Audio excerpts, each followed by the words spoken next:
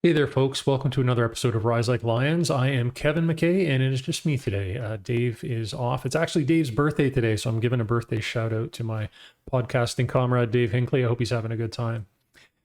Today, I want to talk about something that I have been following for a few weeks now, and I've been aware of for a bit longer, but things have really been in the news more recently about this issue. And what I'm talking about is the standoff that has been happening at Ferry Creek. And Ferry Creek is a stand of old growth rainforest in British Columbia, Canada's westernmost province. And Ferry Creek is located on the south shore of Vancouver Island. So this shows here where it's located, the Ferry Creek Watershed. There is actually a lake and a creek. And there's dense, old growth rainforest on either side. And so just an example of what Ferry Creek looks like from an aerial photo, you can see it is just completely densely forested. And of course, when we're talking about old growth BC rainforest, we are talking about those massive trees that everyone really comes from all over the world to see the redwoods. Some of these trees can be over 1,000 years old, 1,200 years old. So these are incredibly ancient and very precious and very sensitive ecosystems. And, they're basically in danger of being chopped down and logged. So there is a logging company called Teal-Jones, and they have the license to log 208 hectares right up beside the Ferry Creek watershed. And, this is where, depending on where you're getting your information, you might get some conflicting information because the logging company is putting out stuff saying, oh, we're not even logging in the watershed. Yeah, but you're logging 200 hectares of old growth forest right beside the watershed. So it's ridiculous. They are logging, chopping down old growth forest. And of course, we know that this is what industrial logging looks like, not just in British Columbia, but across Canada and really across the world, right? In the United States and different parts of the world. Clear-cut logging is exactly this. It is the complete destruction and obliteration of that ecosystem. And it doesn't matter if you replant it, which most clear cuts are replanted, that ecosystem will never be the same. It'll never maintain the same degree of biodiversity as an intact, ancient, old growth ecosystem will. So because of this reason, because these are such precious ecosystems, there have been a number of protesters that have shown up to try to stop what's been happening at Ferry Creek, to try and stop the destruction.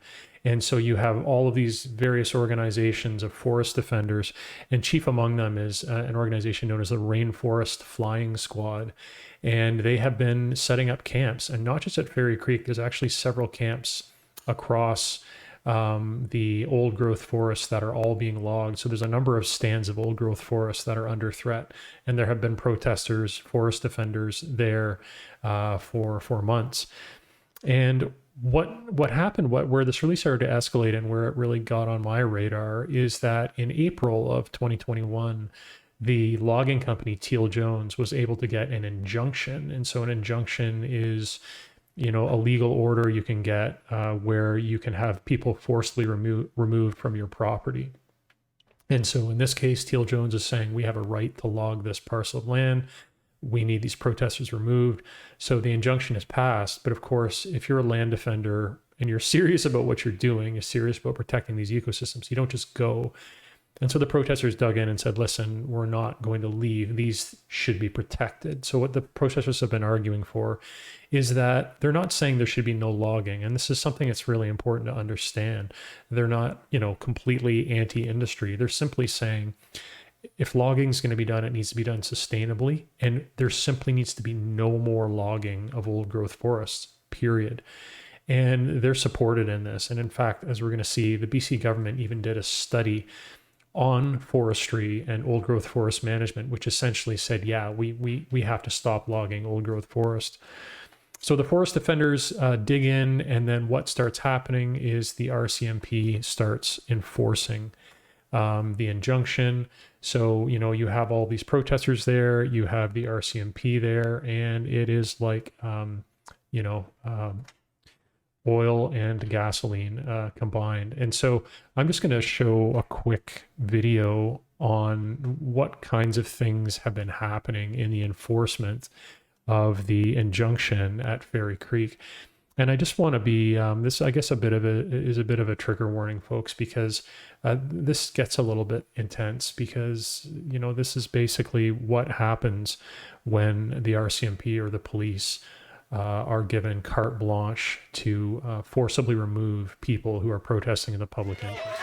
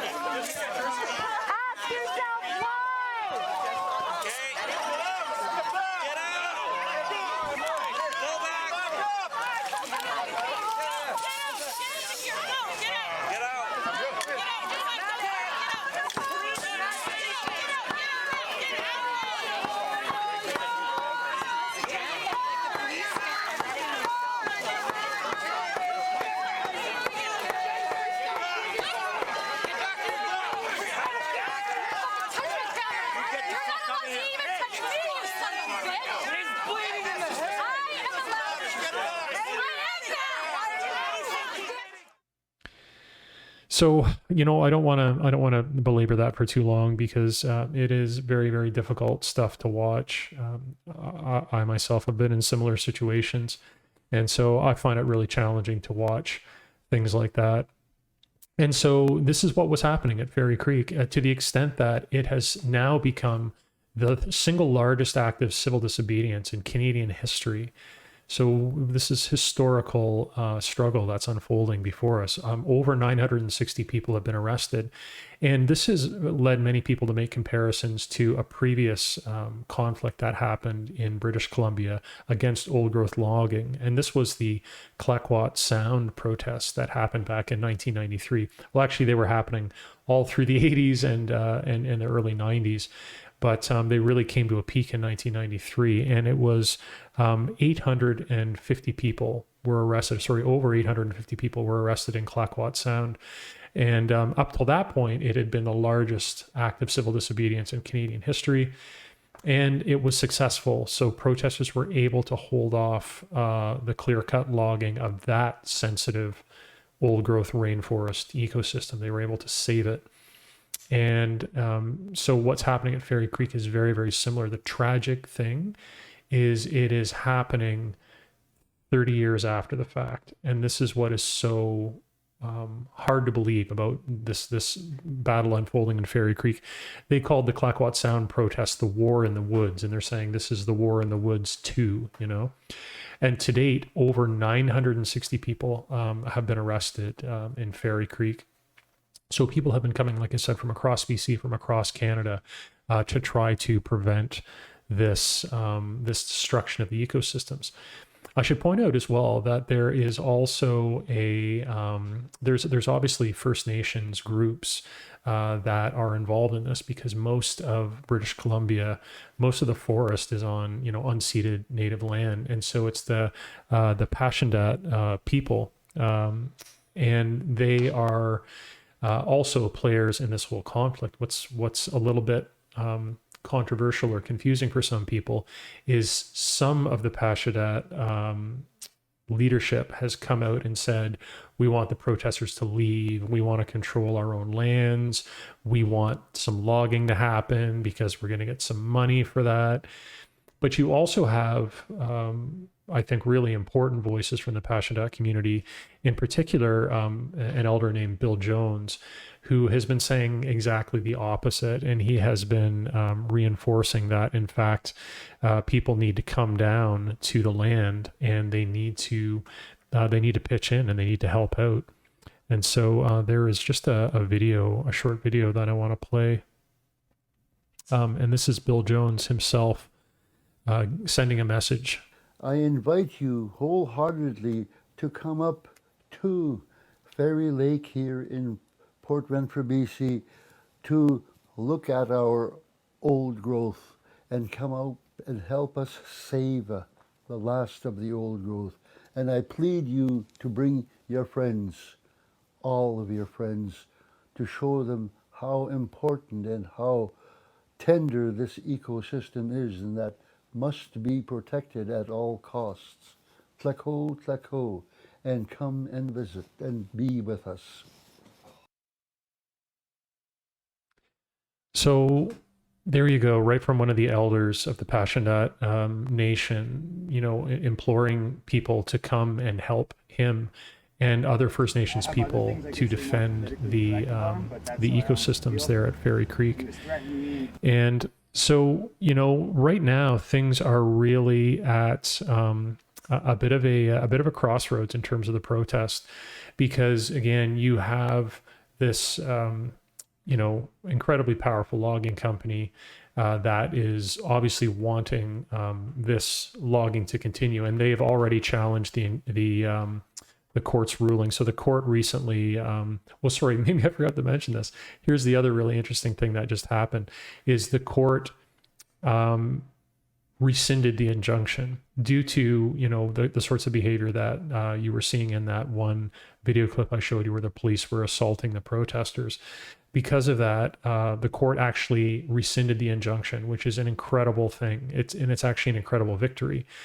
And that's why things are so interesting right now, but also why it's such an important moment in the struggle, because it seems like the protesters have been given a reprieve, and it seems like pressure is going to be placed on the government to actually step in and do the right thing. And so I think on that point, there needs to be something said about the government, and in terms of what is actually going on right now, in terms of the government themselves and what they think they could do or are supposed to be doing about this conflict, because it's actually an NDP government in BC right now. And it's not only an NDP government, but it's a government that did a full review on old growth forest management in 2020. And the review basically said we have to protect this old growth forest. And yet the BC government is not just intervening to stop old growth logging. Instead, what they did is in June of 2021, they said, we're going to defer logging of old growth forests for another, for 2 years, basically, is what they said.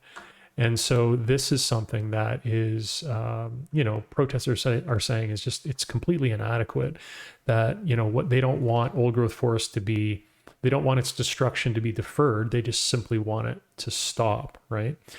And so this is part of the bigger issue that's taking place, not just in British Columbia, but really all over the world in terms of protecting sensitive ecosystems. But just in terms of BC, there's a lot of discrepancy. The BC government, if you ask them, they'll say that 20% 23% of BC's remaining forests are old growth. However, independent scientific researchers in the field of forest management have been highly critical of that number. And in fact, they say that if we're talking about real old growth, untouched forest ecosystems, you're actually talking about less than 1% of the remaining forests. So less than 1% are old growth rainforests with the massive trees over 1,000 years old. And these are the ecosystems, again, that once we lose them, they're gone forever. So under 1%, that's what's remaining. It's around 400,000 hectares. And so there's only 400,000 hectares remaining, less than 1%, and 75% of that last tiny bit of old growth forest is in immediate danger of being logged. And so it's in danger of being destroyed. So, you're in a situation right now where sometimes people will look at these situations and they'll say, well, there needs to be a balance, right, between industry and between the ecosystems and the environmental concerns. But this is one of those cases where when 99% of what you should have tried to save is already gone, we're so far beyond the point of compromise that it's not even ridiculous. Like it's completely ridiculous. Instead, what's happened is just, industrial capitalism, resource use, profit has clearly won. It's won in devastating, complete fashion. And all we're talking about now is scrambling to save the last remnants of these ecosystems. And so the first thing that I think Ferry Creek and this whole struggle tells us about, and the important message it sends us, is that we have to right now stop these destructive practices. We have to right now start transitioning into a sustainable form of economy, and in particularly in terms of extractive industries. This means that they absolutely have to be bumping up against hard ecological limits, and that means that certain ecosystems are simply off bounds. You just can't destroy any more old growth forests. Like, I don't understand why this is so hard for people to wrap their heads around. Whether you are a logging company or a government official or even a logger. I mean, at a certain point, you have to realize you literally can't just destroy all the ecosystems on the planet just because it's how you're sustaining yourself and it's how you're feeding your family. Like, at a certain point, that just doesn't cut it anymore, right? And so, but then I want to talk about the second important thing that it brings up, is that there is this dividing line between, on issues like this, between environmentalists and then between people who are saying, well, listen, there are people's livelihoods at stake, there are jobs, there are families being supported by the logging industry. And they're right. And obviously the workers in the logging industry, they naturally have, a personal interest and an economic incentive to say, no, just keep logging, just keep cutting down the old growth forest, right?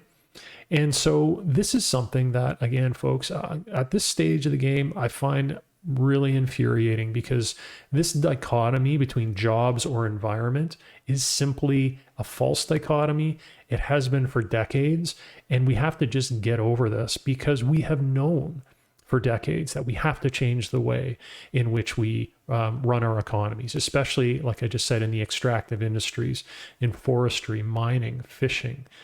These industries must transition into sustainable forms, and that means limits to growth. That doesn't mean endless logging. It doesn't mean endless fishing. It means that these things need hard quotas. There needs to be untouched, preserved spaces that are not exploited, that are not destroyed. And we know, folks, this means that there will be less economic activity, fewer jobs. This is simply going to happen. There's no way we get to sustainability without this kind of transition in terms of real economics. Like, we're talking less people working in these industries. We're talking fewer trees getting chopped down. This is what has to happen. And understanding that, then the other thing we really need to be pushing for is this idea of a just transition. And that means that us making a transition away from an ecologically destructive economy towards one that is ecologically sustainable, that transition should not come on the backs of the workers in those industries and their families. It shouldn't. just from an ethical perspective, it doesn't make sense. But also politically speaking, if you just expect them to bear the brunt, they are going to line up in opposition to you all day long. And these folks have a powerful lobby, they have a powerful story, and they continually deep six efforts to get people on side with what, from an ecological perspective, is absolutely incontrovertible in terms of what we need to do. We need to save sensitive ecosystems. Like that is just a hard fact. And if workers knew they were going to be supported in the transition, then you would get more of them on side too. And because I think there already are examples of workers in the logging industry saying, listen, I get it. We should not be chopping down old growth forests. We should be doing sustainable forestry. So those people exist, but their voices would be so much stronger, and there'd be so much more of them if we were supporting those industries. And who can do that? Well, governments can do that very, very easily, right? Governments can have the resources to support people in transition. And that is exactly what we need to be doing as we move forward. You know, it is extremely, extremely important. And so what I would just like to say as well is, in terms of a just transition, it's not just that we're supporting workers in, you know, our turn towards a sustainable, humane economic future. But the issue of First Nations and truth and reconciliation also really factors in, especially when you think of extractive industries, whether it's fishing, logging, mining. So many times these industries involve conflicts between corporate interests and between the interests of First Nations groups, both just the subsistence interests in many cases, but also their interests in, you know, having a level of economic development and a level of prosperity that anyone should reasonably want to aspire to. And so there are interesting examples already. So for instance, I mentioned Clayoquot Sound, that in 1993, there was this big battle to save this old growth forest. Well, subsequent to that battle, there were a lot of negotiations between the First Nations groups that were, you know, that Clayoquot Sound was their traditional territory, to the point where, you know, the land rights for those First Nations groups have been asserted, and the logging, the sustainable limited logging that is taking place in those areas today, is run by First Nations logging companies. So that's an example, folks, of how you can balance a lot of different priorities, right? You know, you can balance the absolute dire need to preserve sensitive ecosystems with the need for sustainable economies, you know, to keep people's livelihoods intact, to keep their families sustained. And also you can create opportunities for truth and reconciliation, create opportunities for a better relationship between non-native and native peoples as well. So all of these things are possible if you take the right approach to situations like this. If we want a just transition, and if we want, you know, these movements towards truth and reconciliation by bringing native groups in, by recognizing their title and sovereignty over their lands, you know, again, we're going to need to support people. We're going to need to support people in transition. And in order to do that, we're going to need the government policies that enable us to do that. And I think this is where sometimes people don't connect the dots, especially, you know, some hardcore environmentalists, that you're going to need increased taxes on the wealthy. You're going to need things like universal basic incomes. You're going to need retraining for a bunch of workers. You're going to need greatly improved employment insurance, you know, for when people are maybe out of work for a period before they get into another job. You're going to need an improved, robust social safety net in order to transition us to a sustainable economy. And again, this isn't just in terms of forestry, mining, and fishing. Think about our fossil fuel industry, obviously in Canada too. I mean, we have the Alberta Tar Sands. I mean, this is an example of an industry that simply needs to stop. I know that's a hard thing for some people to hear. And unfortunately, only one party in Canada has the courage to say what any ecologist would tell you, which is that that is just a hardcore, through and through stupid endeavor, ecologically destructive to the core. We should not be doing it. But again, like, it's easy for me to say that because I'm not in the oil industry. right? And I don't want to be hypocritical that way. Those people need support. Those communities need support. And so we have to push our governments to be offering that support to them so we can deal with the climate crisis, so we can deal with, protecting our ancient ecosystems.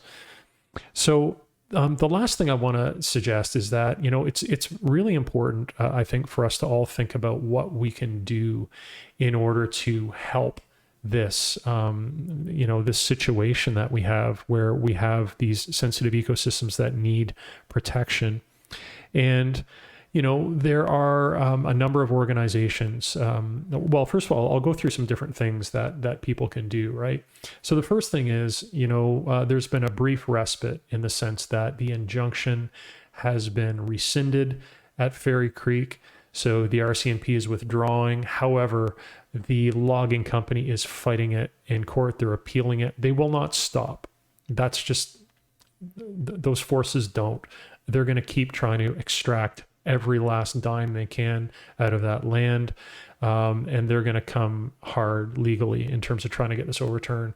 The RCMP as well, of course, is doing everything in their power to keep trying to enforce, the injunction, to keep dragging protesters away, arresting them, beating them up, you name it. I mean, they don't want to leave either.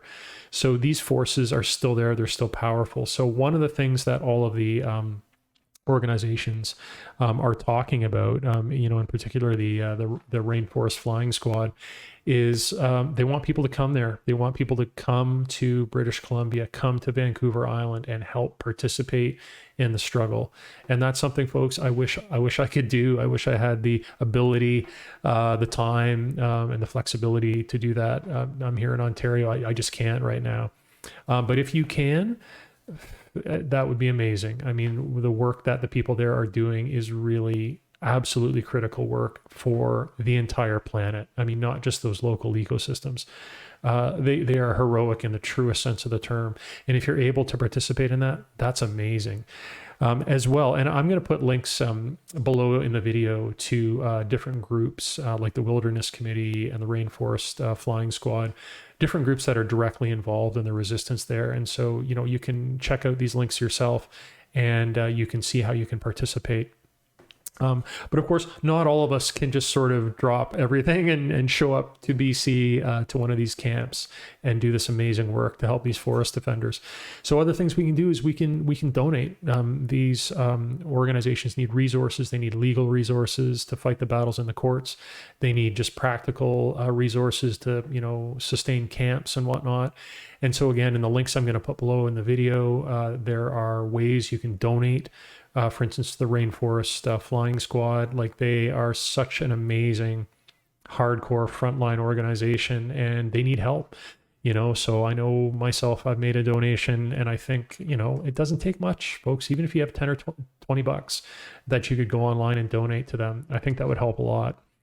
But again, I know a lot of people do not have extra money to spare, and that's 100% okay. So another thing that we can all do is we can do our best to raise awareness, to try to spread the word about what is happening at Ferry Creek, and to try to let people know that the time is now to pressure the BC government. So right now, there's an NDP government in British Columbia. And as someone who I vote NDP in Ontario, even though, I don't share all their policies, but, when I break down who I think is the best to vote for, I tend to vote NDP. I know a lot of people in the party who are good people. We should be outraged. We should be outraged that an NDP party in BC is presiding over this, not just destruction of, sensitive ecosystems, ancient old growth rainforest, but also protesters being brutalized. Like these are Canadian youth, elders, they're First Nations youth and elders, and they're just getting, they're getting beat the crap out of basically. By state thugs is what it's looking like. That's not okay. It's not okay that a BC government, an NDP government, is not stepping in to do something. As well, though, we can also pressure the federal government, because the federal government has an interest in protecting the endangered species that are located in the old growth forests in British Columbia. So that's something else that we can do. So those are levels of government that need to hear from us. And in some of the links below the video, there are also direct channels to send a message. For instance, the Wilderness Committee, I'm going to put a link to their website. They have a way where you are able to send a letter to the BC legislature, demanding that they protect old growth forest. And folks, really at the end of the day, that's what this battle is all about. At some point, it's not about simply slowing the rate of destruction. At some point, it's not simply deferring the destruction. It is about ending the destruction. We absolutely have to do this. And those brave, brave people who have been fighting this battle on the front lines in British Columbia, they have my utmost respect and support. And I really hope that you will check out some of the links below the video, and you will talk to some people about Ferry Creek and about what's going on there. Also, below in the video, I'll put some links to some articles too that are great to give people some context if you want to share them with your friends. So thanks very much for that, folks. I hope you enjoyed learning a little bit more about Ferry Creek. And I would like to, hope that we're all able to get involved to whatever extent we're able to. So thanks very much. Take care. If you like what you heard, please feel free to subscribe to the channel, like the video, leave us a comment. We would love to hear from you. Thanks.